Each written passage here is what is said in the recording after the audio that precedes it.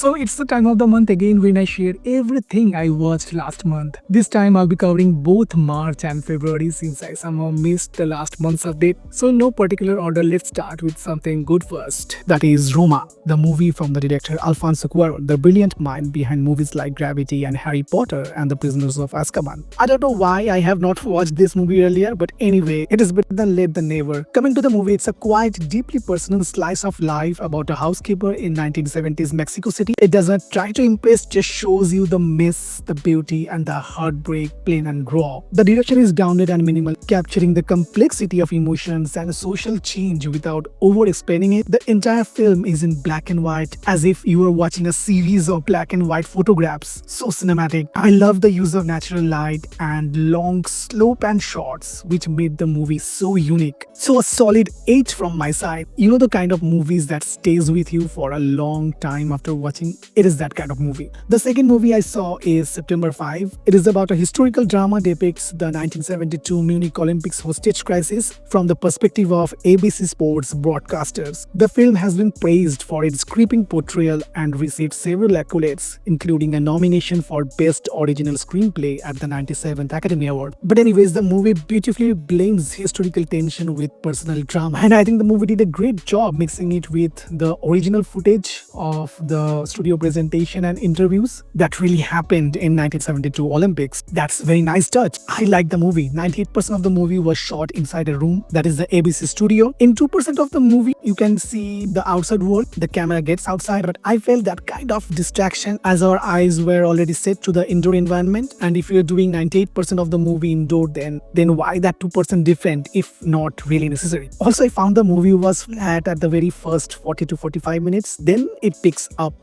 Overall, a 6 from my side. Then it comes to Anora, the most talked about movie in this year's Academy. Won total 5 Oscars, including Best Picture. But let me explain. I found the movie very interesting as from the very first moment it grabs your attention. It can be regarded as a slow burn mystery that dives deep into a woman's search for truth, blending suspense with emotional depth, and it keeps you hooked. But I don't know how much it is Oscar worthy. I feel like Bollywood churns out films like Anora at least 5 times a year. But again, no offense, it's my personal opinion. So it's a 6.5 from my side. But does it really deserve the Best Movie Award, having other great contenders in the Oscars?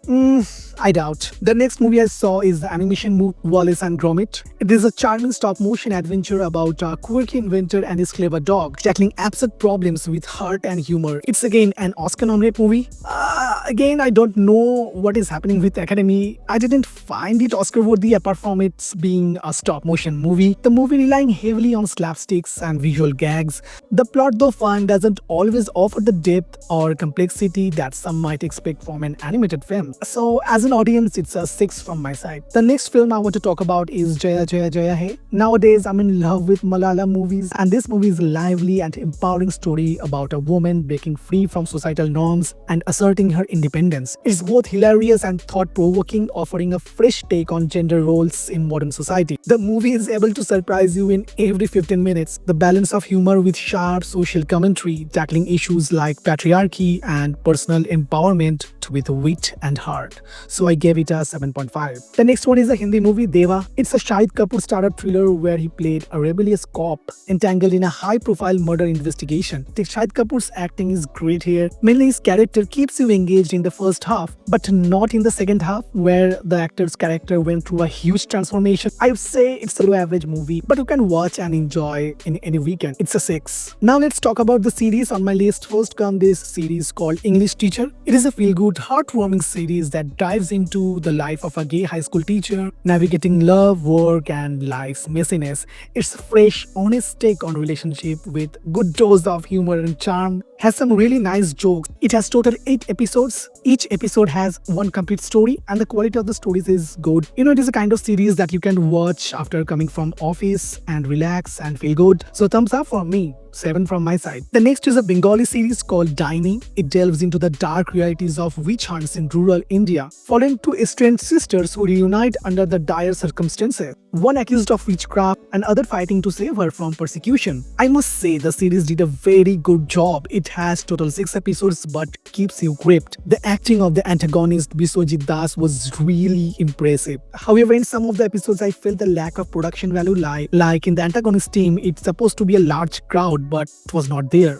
I also noticed some continuation issues, especially with actors' expressions not matching between the shots. However, considering Bengali series are made with very limited budget and resources, I definitely say hats off for pulling off a story like this. If it were a movie, I think I would have enjoyed it just as much, maybe even more. It's a 7 for me. Next, coming to Jury Duty. It's a mockumentary style show where one guy thinks he's a part of a real jury while everyone around him is acting. It's awkward, funny, and keeps you guessing what's real and what's not. But the humor can feel a little bit repetitive, especially with the same setup of pranking the main character in almost every scene. It has total 8 episodes, which is a little overwhelming for me because you can understand all these episodes build up are for only one moment, which is a reveal to the main character that he was never part of a real jury, especially when nowadays we get to see these kind of pranks in just a 20 minutes YouTube video. But I loved when at the last episode it shows all the behind the scene moments, so it's a 5.5 from my side. Finally, coming to the most talked about show this year, Adolescence. It's a gripping Netflix miniseries that follows a 13-year-old accused for the murder. The series is dark and very realistic as it showcases dark influences of online communities on vulnerable youths. The series is notable for its single take episodes, enhancing its raw and immersive storytelling, and I might make a video essay on this, so stay tuned. It showcases brilliant direction and acting by all the casts. The cinematography is sharp with close-ups and minimalistic shots that draw you into the characters' inner turmoil. If I pick out any negative aspect of this series, then I might say that it's probably not for the ones who loves to watch fast cuts movies. It's a slow burn,